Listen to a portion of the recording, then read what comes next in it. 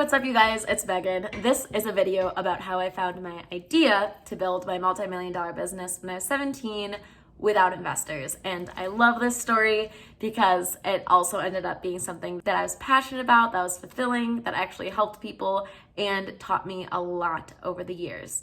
And there's 3 tricks to finding your idea. The first one is to obviously find something you're passionate about. You have to really like running this business. You cannot start a business for the money because money does not come quickly. I did not pay myself for 3 years. I didn't sleep in college. It was very strenuous. It always is. It has to be something that not only gets you out of bed in the morning, but something that you would work endless hours without pay to do. So make sure that you're excited about it. That one people say all the time. But something that people don't say all the time is that if you want to start a successful business when you're young, it should be something that is what I call the fastest way to cash. Follow the money. You don't want to start a business that is an app if you don't know how to build an app, because how are you going to pay for an app? Investors, if you watch on Shark Tank, they want you to either have lots of sales or lots of product development done so that they can trust that you're going to make the money.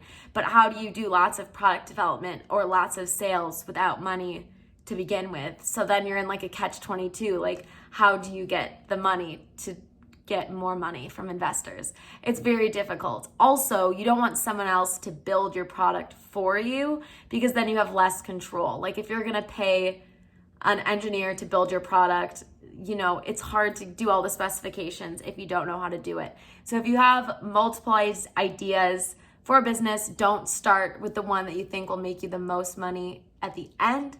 Start with the one that you think will get you to the money the fastest and that you can build on your own, because most entrepreneurs don't just start one business. They typically try some, fail, try some to make money for another business. Even though lots of entrepreneurs are known for one business, if you look up Jeff Bezos or Mark Zuckerberg or Elon Musk famously has multiple businesses because he has SpaceX and Tesla and PayPal and The Boring Company. You typically don't just start one business. It's a skill. It's not really luck, because if it were luck, there wouldn't be so many people with multiple businesses and multiple multi-million-dollar businesses at that.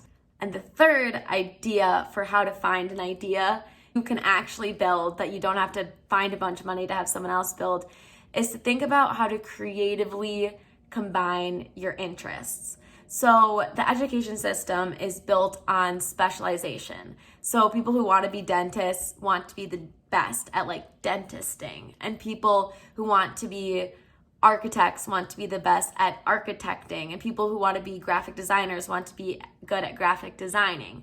But for me, I was passionate about helping people with chronic diseases. I had done a community service project for epilepsy for epilepsy awareness. And then I was really passionate about graphic design. I love doing design. And then I was really passionate about science. I loved biology and chemistry classes. My parents wanted me to be a doctor, so I kind of had an interest in biology. And so when I came up with a business idea, I was able to combine the idea of helping people with chronic diseases, the idea of graphic design, and the idea of material science and like engineering-y, science-y stuff to build one company. And when you combine ideas like that, you actually have less competition, because with specialization, there's a ton of people that want to be really good at graphic design. There's a ton of people that want to be really good at science and medical. And there's a ton of people who want to be really good at knowing about chronic diseases and raising money and helping people with chronic diseases. But there's not very many people who want to combine all of them. And so then there's less competition. So my tip number 3 for finding your idea is to combine a bunch of your interests, because that will also help you be passionate about it. So number 3 kind of helps you with number 1 and 2, because if you combine a bunch of passions to find an idea, then you will be excited about working on it, and you will find a faster track to money because you can build it yourself and build something unique. So those are just my tips and tricks. And here's the story. So, once upon a time, I was 16 and on a boat with my friend Jessica, and she had a infusion set for her diabetes. But when she moved it every 3 days, she'd get a new tan line. And so she had tan lines all over her stomach just from moving it around different days. And I was thinking about it and I was like, if she had a heart instead of a oval, then she'd have a bunch of heart tan lines. That'd be super cool. And I was thinking about it when we'd go to the pool and everyone's out tanning and like you can like see everyone's stomach. I'm like, whoa, that would be way more fun if she had heart tan lines instead of oval tan lines, especially because she already has to deal with people asking questions about her devices. It would just be cool if it was like more fun and exciting. And so I went to the pharmacy to find a roll of medical tape and I was gonna cut it into a little heart. But unfortunately, the rolls of medical tape were not big enough to cut into a little heart. And then there was bigger tapes like the Amazing Tegaderm by 3M, but it was see-through. So the entire tan line idea was void. That wouldn't work. So I was like, oh no, I have to invent something, which was kind of cool. And so the next summer I went to a summer camp for entrepreneurship, ended up just researching medical adhesives, like what is going on with medical adhesives these days. And what I found out was that people were using these thick woven medical adhesives called kinesiology tape for their medical devices, or they were using duct tape or clear tape and it was fraying and it was nuts. But this kinesiology tape is meant to like hold your muscles in place when they're injured. It's not really meant to hold medical devices down. And not that it can't be used for that, but the thing is it sprayed and it really collected water and it would fall off earlier than the medical devices. So people would have to pay to replace these expensive medical devices. Sometimes their insurance wouldn't send them more. It was a big issue. The fraying, peeling up tape did not look very good. And if they glued it down and then ripped it off their skin, it would leave marks on their skin. And so I was like, oh my goodness, I need to figure this out. So I went to different research facilities across the Midwest/Northeast and ended up finding that there was tape that was thinner, that couldn't fray, and that could still stay on for long durations of time. So I put that together and built out manufacturing tools by talking to my dad's girlfriend at the time, who was an architect and could build two-dimensional designs, and made the engineering file so that they could be produced like that. And the next summer, I had these hearts for her to wear, and it was so exciting. And she came over to my house at different points, and we prototyped together, and it was a very fun time. And then I realized that I had made something for one person and I hadn't really considered the larger market. And with 7,000 units, I started sending them and selling them to different families who had kids with diabetes or different adults who had diabetes themselves.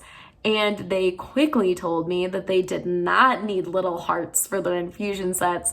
They actually needed better tapes for their continuous glucose monitors, which had to stay on much, much longer. But my material was great, so that was exciting. I was somewhat on the right track.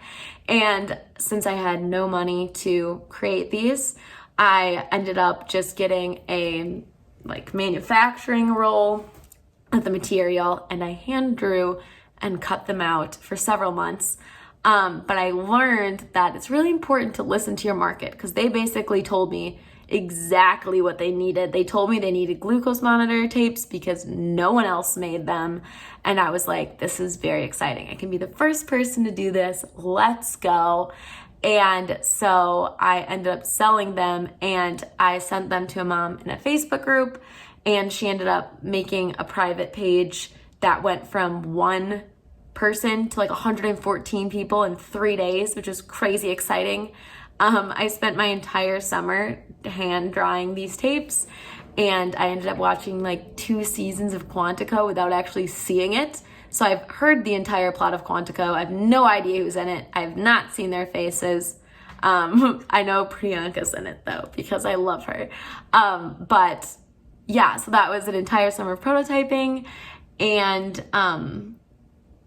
yeah, that was kind of how the entire idea came to be. It didn't start as this grandiose idea to solve everyone's problems and sell in 70 different countries. It was just a gift for my friend that ended up leading me to ask more questions to find a bigger problem to solve. And to this day, I'm really excited about the idea and the company, and it kind of evolved from keeping my friend's infusion set on and making it customizable to her, to keeping all chronic care devices on and making them customizable to the person, because there's a bigger goal of making chronic care devices more affordable because they stay on longer, making them more comfortable because the tape breathes, it moves with their body, and it doesn't hurt when you take it off.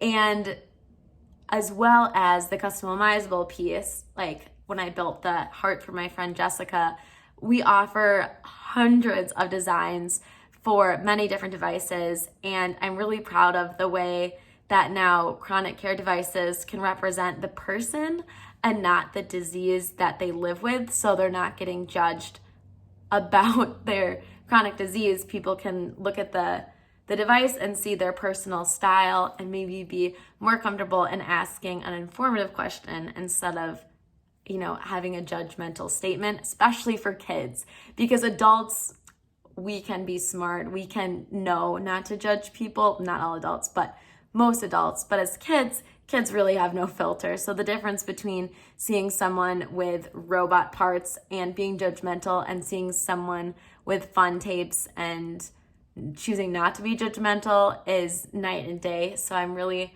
proud of that about my company. And a fun PSA, if you see someone with a wearable device, feel free to ask them about it if it's an appropriate social situation. Do not invade their life to ask them about it, but ask them about it instead of making assumptions, saying that it's a pager, asking if they're addicted to nicotine, things like that, even assuming that it's a CGM, because it could be a cancer and chemotherapy infusion device. Those are now wearables. Could be a lot of different things. So if you see some of the device, be like, hey, cool device. What is that? And they may say, I don't want to talk about it. Or they may teach you something. So that's my 2 cents on chronic care devices. And while I'm at it, people with type 1 diabetes did not cause their diabetes. It's definitely genetic. And type 2 diabetes is sometimes genetic as well. It's not caused by them being fat. In some cases, obesity can cause type 2 diabetes, but not in all cases. So overall, don't make assumptions about people and ask them questions. But don't be offended if they don't answer you. I don't know. There's a life lesson at the end of this, how to find your idea to start a business. So hopefully you learned something. If you did, feel free to hit the like button, hit the subscribe button, hit my hand with a high five. I don't know. And also, thank you for watching this video. I don't have a lot of time because I run a business, so these videos aren't perfect, but I hope you like them and learn something, and hope that you have a good day. Thank you very much, and goodbye.